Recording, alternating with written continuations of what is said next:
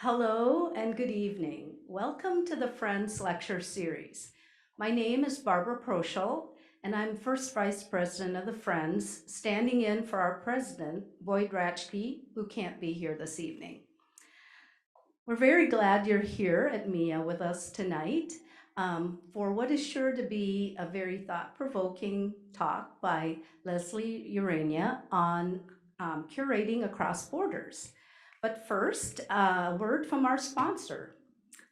This lecture is presented by the Friends of the Institute and made possible with generous support from the Mark and Mary Goff Fiterman Fund. You'll note on the screen some of the Friends events coming. We have a private studio tour on the 11th, and then on the 20th of October, our book club, which meets monthly and includes discussion and a guided tour of related MIA objects. Then our next Friends lecture is on November 5th, and please note it's a Sunday at 2 p.m. with Yvonne and Gabriel Weisberg. So now I'm going to introduce Casey Riley, who in turn will introduce our speaker. Dr. Casey Riley is the chair of MIA's Department of Global Contemporary Art, which centers on the work of living artists and serves a primary institutional role in the acquisition, research, exhibition, and publication of works of art from 1970 to present. As well, Casey is curator of photography and new media. Casey was previously curator at the Boston Athenaeum and consulting curator at the Isabella Stewart Gardner Museum. She has published widely on American art and photographic history. Casey is a graduate of Yale University, holds master's degrees from Boston University and Middlebury College, and earned her PhD from Boston University. Please help me welcome Casey Riley to the podium.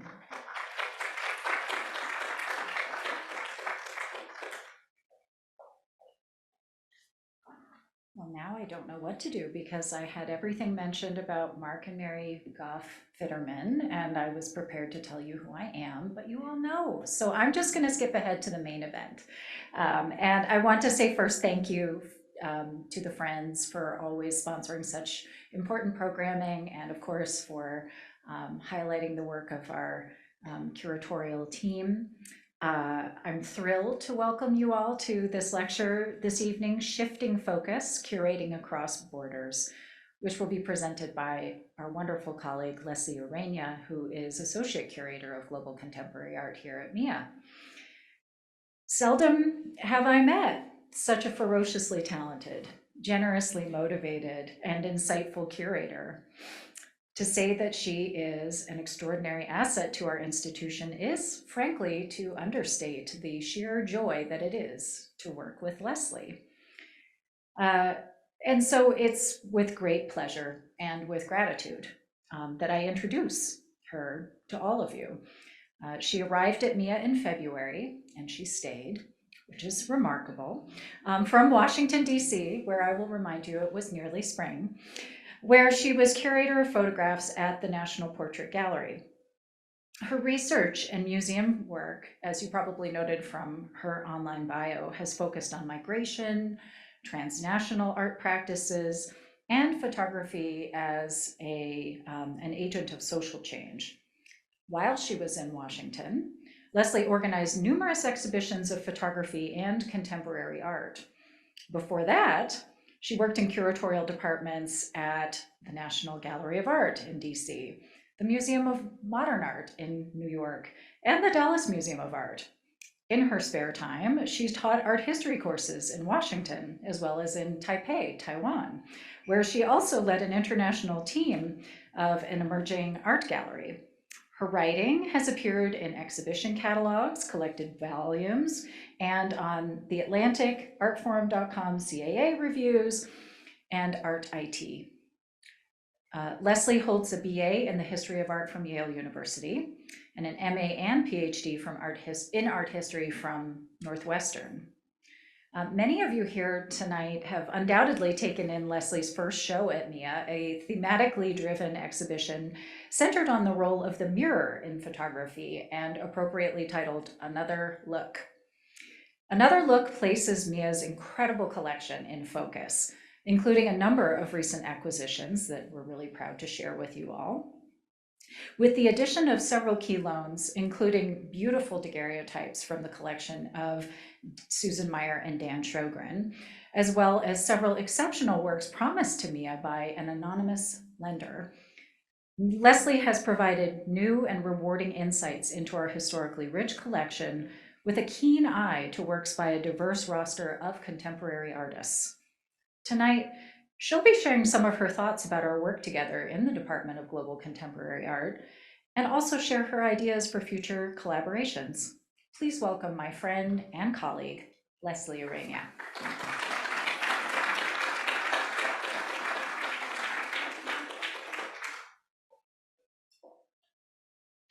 Thank you for that tear-inducing introduction, and thank you all.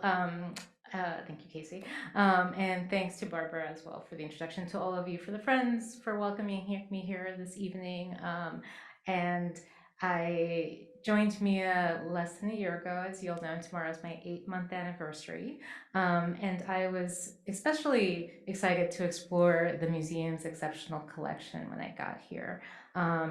And so today we'll speak a bit about my previous curatorial work and also about my first exhibition here at MIA and some, exciting possibilities that we can, play with together.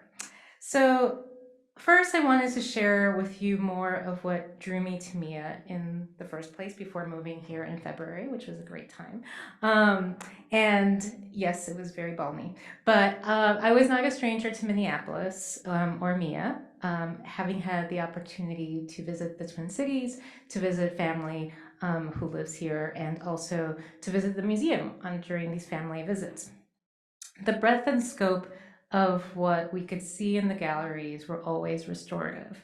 And they also reminded me of my hometown museum in New York at the Met, and the reasons why I had pursued art history in the first place. For me, museums have really always been places where an encounter with an object sparks new questions, new ideas, and new perspectives. They're also a bit of a way to do a little time traveling and to go to new places that we could maybe never even visit. So, and there's nothing really, and Casey can probably confirm this, enjoy more than a bit of research and to nerd out a little bit as I go through new things. So one of the shows that I saw here in 2018, I recall in particular, was titled "The Place We Share," and I had seen, and I came in mid-January 2018, so again, I was ready for the weather, and I had seen the work of Alyssa Nissenbaum in reproduction, but I had never seen it in person, so it was really great to see it finally in 2D, 3D, in the canvas, in the flesh, for the exhibition, A Place We Share. And this was, for those of you who did not get to see the exhibition or who maybe need a little reminder of what it was based on the results of a 3-month residency that she had done here in Minneapolis during the summer of 2017. And she made portraits of people from the Centro Tyrone Guzman, Hope community, and also of some of MIA's guards. And she spent quite some time getting to know the community, and it was a community-focused exhibition, and it was really great to get to know more about Alyssa's projects and how she worked, and there were videos, or there are videos on our website that still tell you how she worked with the community, and also to see how MIA was engaging with the community through this artist practice. I then visited, and I can't tell you if this was the correct order, but based on my phone, this was the order. I then visited the galleries displaying Greek and Roman art and encountered this triptych by the German artist Vera Luder. And I had known about her work from when I was at the National Gallery of Art. Her work had been included in several exhibitions, though here I found again a new context, and that was what the exciting thing to me was, that they were actually placed next to objects and artworks that were from the places where she had taken the photograph or close by, or from a similar time period of what we see this temple of Nettuno in Pestum. So I recall, and I reconfirmed this with my friends, that I did go back to DC and say, whoa, Mia's doing this. Can you believe it? How exciting, isn't it? We should do the same thing. So I was really excited about having this insertion of contemporary art in the galleries, in the historical galleries, where we could see this relationship between the present and the past.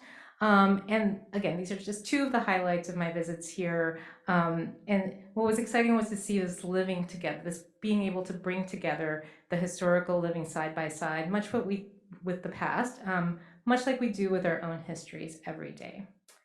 So today we will explore some of the works in the exhibition Another Look, and I will share and while we do that, I'll share some of my projects before arriving at MIA.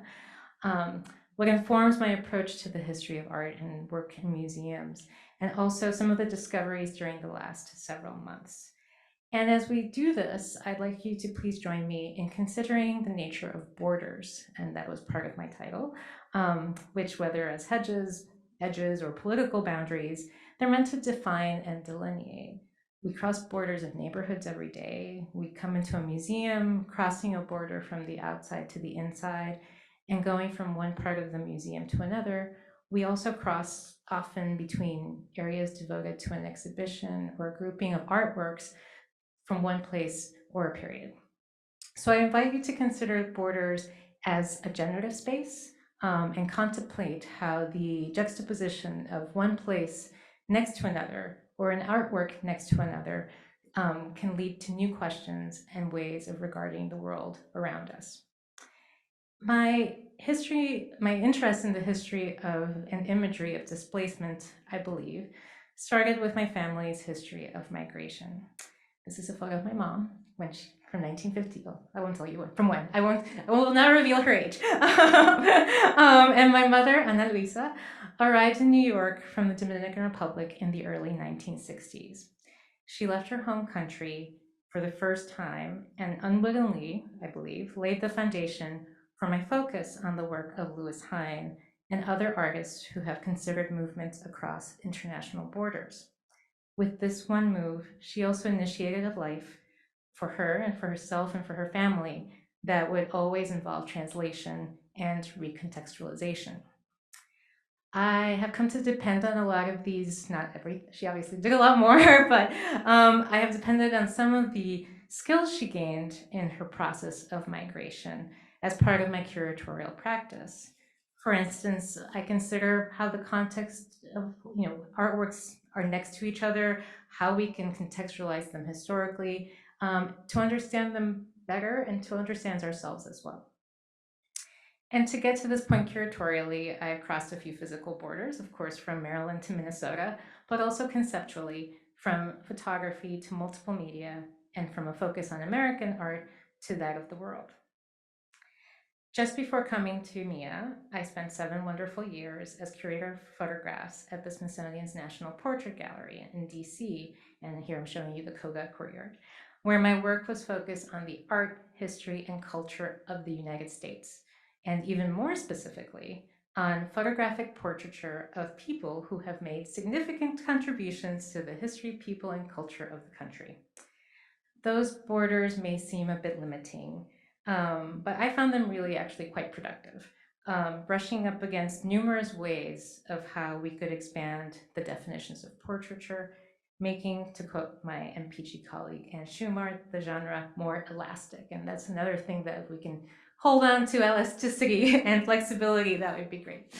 So for instance, in 2018, as part of the the Portrait Gallery's Identify series, which focuses on performance art, I organized a presentation of the Taiwanese-American artist Li Mingwei's Sonic Blossom. I learned about Li Mingwei's work shortly before I moved to Taipei, Taiwan in 2010, yet another border crossing, and was drawn to the ways in which his projects activated museum spaces, and they still activate them. This project is now on view at the Crystal Bridges Museum.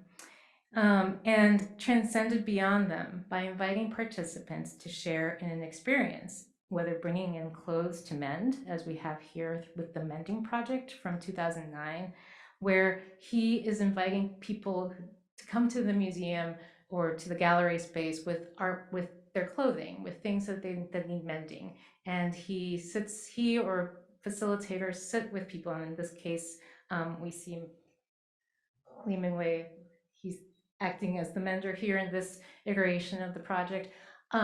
He invites people to come and bring an object that needs mending, and people go ahead and whoever is facilitating will go ahead and fix it and mend it. And people can either leave the article of clothing there, and sometimes it remains attached to these threads that go up to these bobbins, like I always think almost look like a map of the world as they're laid out on the wall, or they can take them with. So I will admit I've taken mine with, but I treasure that scarf very much, and I'm always worried that it's gonna get lost. So that's one project. So again, it's something that you bring something in and you can take something out with you. You can keep it as a memory. You can leave it in the pile as it accumulates, and it becomes part of this archive of this project. And as I mentioned, we had the project at the Portrait Gallery, and for this particular performance installation, Li Mingwei devised a concept in which classically trained singers offer the museum visitors the gift of song. And it's 1 of 5 Lieder by Franz Schubert. And I want to, this is a German composer that Li Mingwei is using as part of this project. And within the project itself, we already have numerous border crossings in terms of medium, performance versus portraiture, time, a contemporary artist reflecting back on an earlier period, both personal and artistic, and space and privacy. So a stranger inviting another stranger to accept the gift of song within unfamiliar space. And again, when we think about this project as portraiture, it does beg the question, how is this a portrait? And discussions with the artist led us to believe that it was quite suitable for the museum. The museum, we were celebrating our 50th anniversary, so that was part of it, and each gift would be a gift to our guests coming to the museum. And Li Mingwei also believed that each recipient was almost like someone who was sitting for a portrait, and the few minutes that they sat there listening and accepting this gift were a moment of almost being involved in a portrait and making it more elastic and also more democratic.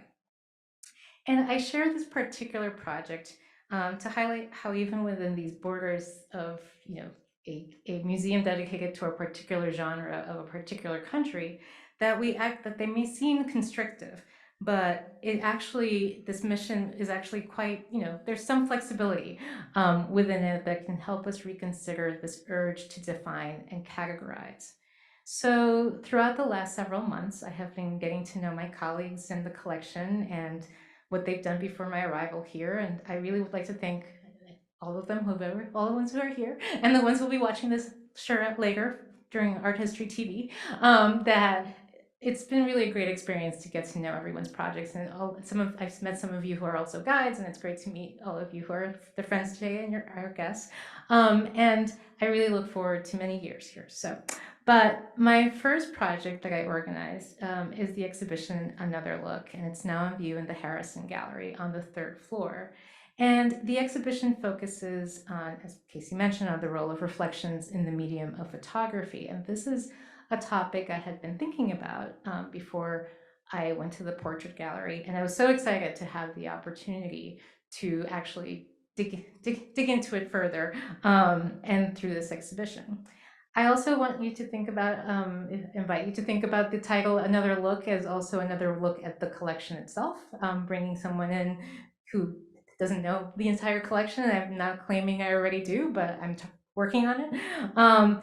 And to think of it not just in terms of the prompting of the double take, but also this other way, and finding these existing threads within the photo collection and also outside of the photography collection. So, for instance, in this exhibition, we have an opportunity to bring together the work of Gloria de Philip's brush with that of Jaromir Funke. And the work on the left is by someone who's now a professor at the University of Minnesota in Duluth. And Funke was a Czech artist who embraced the avant-garde writings in art journals from the US and Europe, experimenting with his compositions. These works are separated by about 60 years and several countries, but they are both preoccupied by similar concerns of space, perspective, and illusion, among other things. And this is not to say that these are questions that have only been of concern to photographers, or that reflections and mirrors only exist in photography. In fact, one of the great treats of working at a collection such as Mia's is following these threads within other spaces of the museum. And I wandered, and I've wandered a lot and gotten lost throughout the galleries, and I found a whole room that has the title Mirror in it. And here I'm sharing Sylvia Plymouth-Mangold's August from 1974, which is currently on view in Gallery 322. And she's painting this mirror in such a way that it really, you need to go see the painting in person, first of all, because it is quite large and no reproduction is going to give you the sense of it. But it's a questioning of space. Where is that mirror? What is it that is reflected, and where is she standing? So it's really something that is encouraging us to move around the painting. It makes us question what the space that she's actually presenting. And if you go to Gallery 314, you will see this work that is part of, there are 4 works by this artist that are together, by Johann Georg Platzer. And he keys into how mirrors can be used for trickery, making it possible for these individuals to cheat their victim at a game of cards. And it might be a little hard to find that mirror, so it's right over here. And they're trying to cheat this woman here in this very highly detailed work, which is on copper. So when I saw it, I was like, oh, this is so flat. It's on copper. So please go take a look. And there are other seasons as well. So this is just for winter to prepare you for that.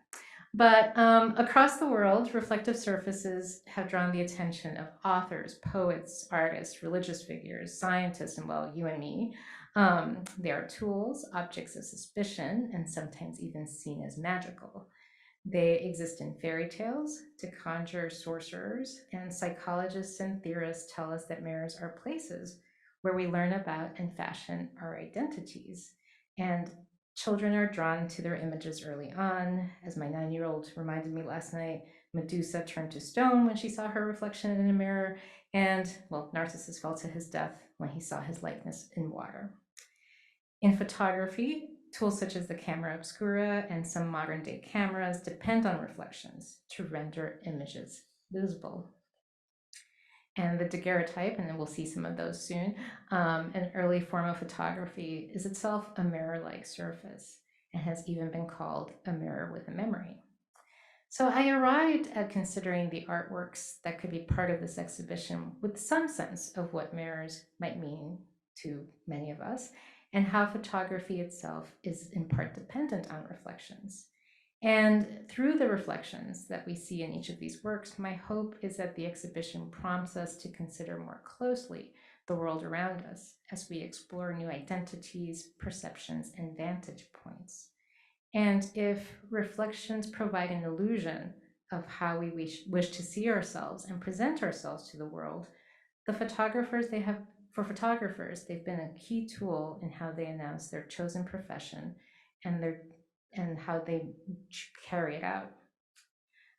And here I'm showing you the section on portraiture. So portraiture and self-portraiture emerged as especially relevant. How can a photographer experiment within this genre of portraiture when they are already presenting when they're usually presenting what's in front of them instead of what's behind them, behind the camera? So I would like to consider that in comes the mirror. And here we have a self-portrait of Danny Lyon. And this self-portrait was taken when he was 19 years old.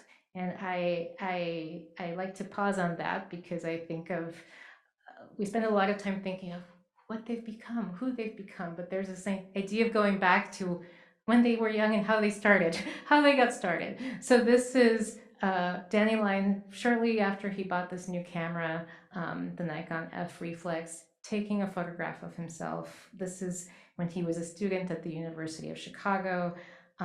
This is shortly before he started photographing for the Student Nonviolent Coordinating Committee, and before he met Representative John Lewis, and before he went on to photograph motorcycle riders and many, many other projects. And he's showing himself with the camera and his new camera, it's his new toy. So if we think of how when we ourselves buy things, maybe we send a picture to a friend and share it with our phones now in a much easier method. But he also wrote about this camera and how, or has talked about it and given interviews and said how this 35mm camera was something that he took with him on some of these trips. And we are very fortunate to have other examples of work by Dandelion. And I'd like to think of this one portrait as a way of entering for me, as I mentioned, I like to do research, to start looking at the collection by one work at a time, and then seeing what else is there and where it leads us to. So he photographed John Lewis. We have the photograph of John Lewis in Cairo, Illinois, kneeling before the pool outside during a protest. We have other photographs by Dandelion of the motorcycle riders, and what does that tell us about these different periods of his career, but also about the time in the United States, the history and of the civil rights movement, and more. And I also wanted to point out that it's a mirror, but it's also a bathroom mirror, and it's convenient, and it's a good place for him to share the likeness all on his own. And there's this urgency that one feels in photographing yourself in a mirror, and no less a bathroom mirror, not waiting for someone to photograph you, but the sense of needing to represent yourself in a particular way to someone with your new camera. So I focus on this little detail of the bathtub at the bottom right of this photograph, because one of the other great things about when we come into the museum, when we get to look at these objects, are things that we might find these new details that are surprising to many.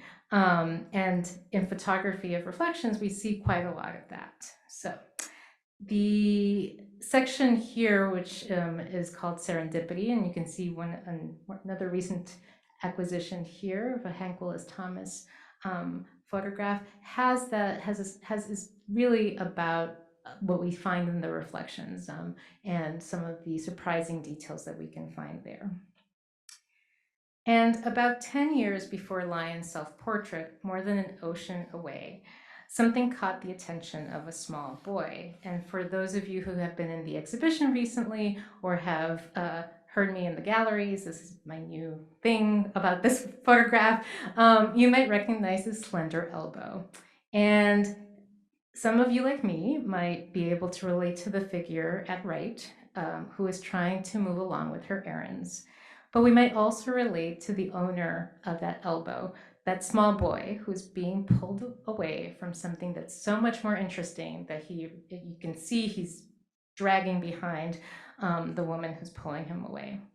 And this mirror actually covers his face. So we don't know what his expression is, but we know something has caught his attention behind him. And we can perhaps identify with that yearning to discern what is happening there.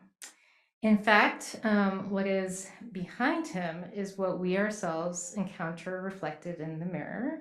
And what the boy may have witnessed is the moment just before this photograph was taken, in the middle of a busy store. And what he may have seen was this man with a camera standing here. Why is he there? With a camera at his waist, and a store attendant posing for him. And we see her right here. James Barner is the man at center, and he appears before this mirror with his Rolleiflex camera again. He's there with his camera, at a store of the West African Drug Company in Accra, 5 years before Ghana gained its independence from Britain.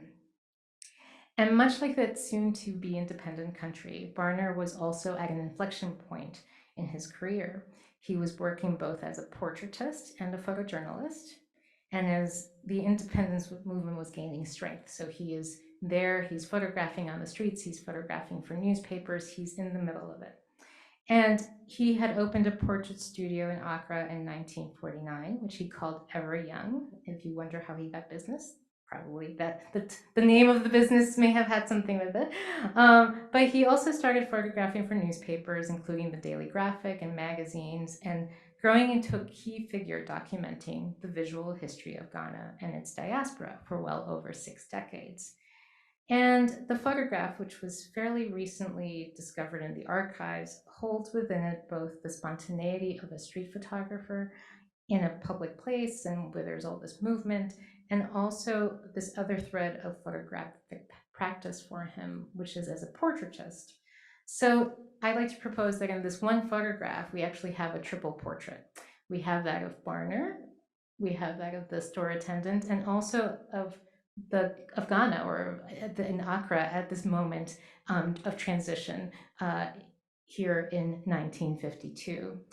But this is only one, I mentioned I've been exploring the collection object by object as I kind of come across to them. And it's really one story of a key figure in photography in West Africa, who then went to London to continue his photographic education and returned with the training to open the first color processing laboratory in Accra. He went on to image musicians and other leading figures in the diaspora and in Ghana. And this one photograph then opens up questions about artistic practice in West Africa, not just of photography, but also in other arts, and also the artistic practice of the members of the African diaspora and their descendants as they establish themselves around the world. And this is something that, with this one photograph, if we start following these threads, if you think back to the threads of that, the Mending Project, then we can start making these different connections of other objects throughout our own collection. We have a great collection of African photography that's great. Like I won't get, thank you, Casey, or pre-Casey, and also a great African art collection. So, and from Ghana in 1952, we returned to the Twin Cities, where starting in 1993, Wing Young Huey photographed the neighborhood of Frogtown in St. Paul. And what we see here is a man at a barbershop in the middle of his haircut, and some of the hair, we may be familiar with this feeling of having just the hair tumbling down, having tumbled down on the cloak that they put over you. There are holiday ornaments all around us, or around this man here, giving us a sense of the time, like the date possibly, or closer to the date that when young Huey would have taken this photograph. Huey was born and grew up in Duluth and took up photography around the age of 20. And after taking a trip with a newly purchased Minolta camera, so I keep on going back to the cameras because they are part of the thread for today. He received his BA in journalism and then taught himself how to photograph. And for his Frogtown series, of which I'm showing you this work here, and these two are not in the exhibition, but I just wanted to give you a sense of what else is in the project. He spent several months getting to know the people and the neighborhood of Frogtown. And as he noted in the publication that resulted from this time in Frogtown, much of what he knew about the neighborhood actually was from news headlines. They were cautionary tales, as he notes, that, quote, did not deter me from my weekly outings to any of the numerous Asian restaurants on the southern edge of the neighborhood along University Avenue, just minutes away from my downtown studio, end quote. Huey's curiosity about Frogtown was in part prompted by his own upbringing, as having worked at his family's Chinese restaurant in Duluth, where when he was growing up, he was part of the only Chinese family living there. He was also drawn to the neighborhood's population of Laotian Hmong refugees, who he noted might bear some resemblance to his own father when he arrived in Duluth in 1909, or his siblings when they arrived later. And he talks about this, and I quote, as though their souls had not yet migrated. So this idea of photographing people who are in transition, who are crossing borders in a way, they'll already have arrived, is something that interested. Oh, that interested in young Huey. Apologies for that.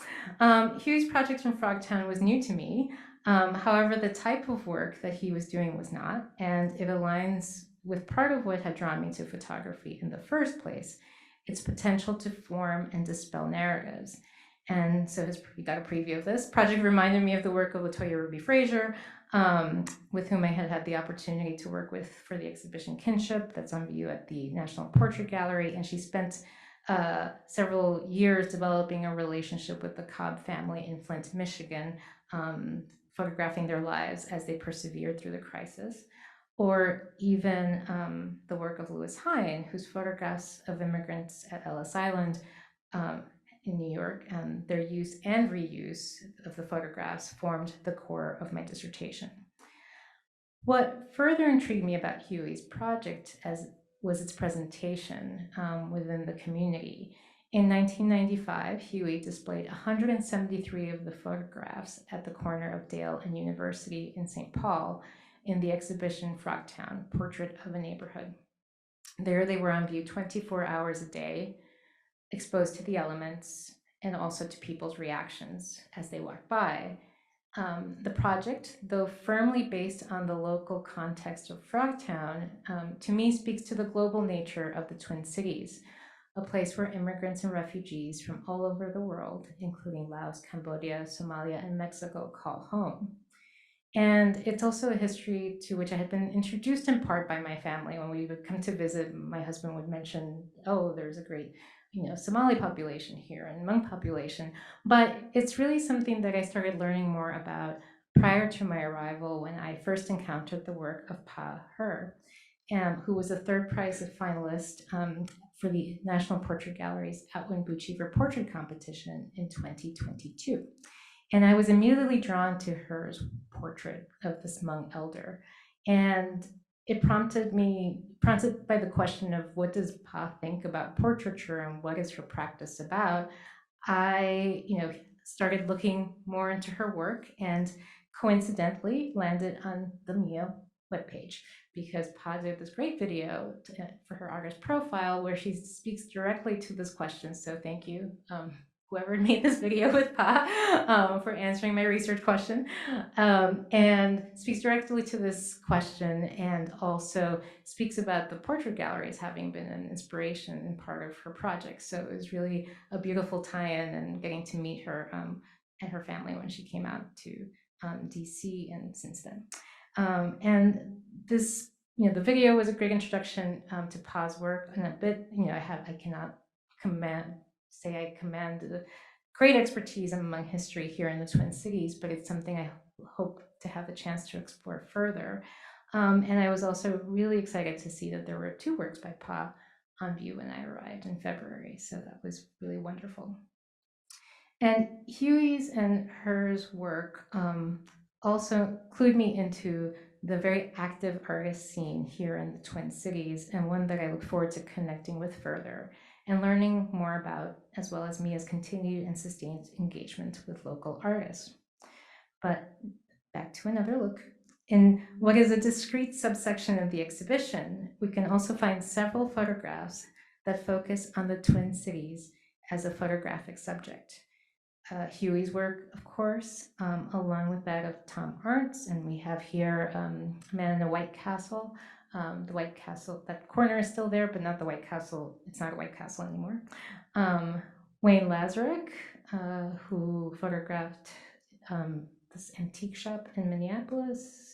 And then, as Casey mentioned, we have several daguerreotypes by unknown photographers. And I'm showing you these pictures in part because I also want to share how hard it is to photograph a daguerreotype. And to share, and when you see them upstairs, you will not see my fingers or your fingers in them because our team has done a great job at getting them just at the right angle so that you can actually see the image. But they are on loan from Susan Meyer and Dan Sjogren, and they show another view of Minneapolis earlier in time, and we get to see them here and we don't get to touch them though, so please don't. But it really, all of these photographs together provide very different perspectives on how the city and its residents have lived across time. And A recent acquisition was this one by the California-based photographer Matthew Brandt, and it draws on this history of reflective photographic surfaces, but through other means. This is not a daguerreotype. And in his practice, Brandt has experimented with making his photographs from unusual materials, such as flour or water from the Mississippi River. For this work, he took a photograph at the Murphy-Henrihan Park Reserve, yes, in Savage, Minnesota, to elicit this experience similar to one that he had while he got lost in the forest in California several years ago. So he first makes a black and white photograph, a gelatin silver print. He mounts that to aluminum, and then he, I'd like to say he drizzles it, but he coats it with a solution with silvers so that it actually is the gelatin silver print and the solution that he coats it with interact, we get this multi-dimensional work. And I truly invite you to go upstairs to have a look at it, because it does require us to move around it and to interact with it to some extent. And this reflective nature really engages us and to a degree envelops us in these trees at the park reserve that Brandt, and something about what Brandt intended to do. So another look, therefore, is a selection of some of the ways in which photographers mainly have engaged with reflections, mostly through mirrors, whether through the disorientation in space, as in Stephanie Torbert's reflection of the sky in an ice vending machine, and developing other ways for us to see the world. Or focusing on spaces that build community, as in the work of Jeffrey Henson Scales. And these are 3 photographs from a series that were made at House's Barbershop in Harlem, New York. And Jeffrey Henson Scales lived in Harlem, and he had spent some time wondering whether he should go into the barbershop, and then he eventually did, and he became friendly with them. And they allowed him to take photographs on a regular basis of the space. And for him, the mirrors themselves, he talks about the community being reflected back in the mirrors, which was a nice way of tying it in for the exhibition. And we also have the Italian artist and theorist, I can find the clicker here, right there, the work here, Gemelle, by Michelangelo Pistoletto, who reminds us that artworks, much like us, are dependent on their ever-changing environments, and the ways in which art and life are in fact unified. So in this artwork, our interaction really completes the triptych, with our likeness appearing at center. And when you go back upstairs, stand somewhere around here so you can be in the middle of it, the middle panel, and then you'll see yourself and then have someone take a picture. And this and other works in the exhibition, I hope, are about a starting point for additional questions and conversations. And to me, as a newbie here at MIA, this journey through a small sliver of the museum's collection has been the first border crossing, and one of many to come. Thank you so much.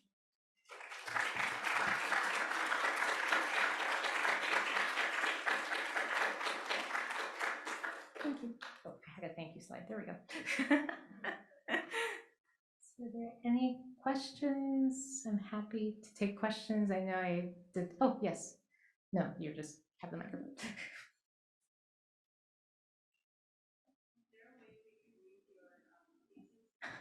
You don't want to read my dissertation. I think it's available. I believe it's on like the UMI website, the University of Michigan. Like they have the PDF. I'm pretty sure it's available publicly. ProQuest. Yeah, thank you. I remember. No, I do remember something along the lines of Louis Heine, Ellis Island, photographing race and immigration, along those lines. Yeah, I should know this after all those years. You'd think that you, but I wrote something else that I played with the title, so that's what I'm remembering. Photographing race, I think. Yeah, we can send you the link. Yes.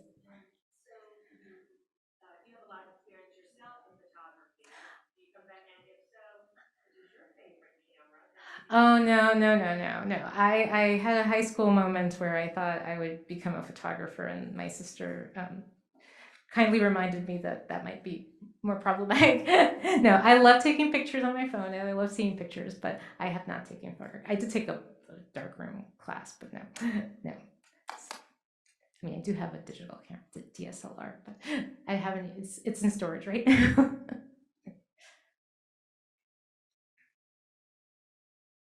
Yes. Mm-hmm.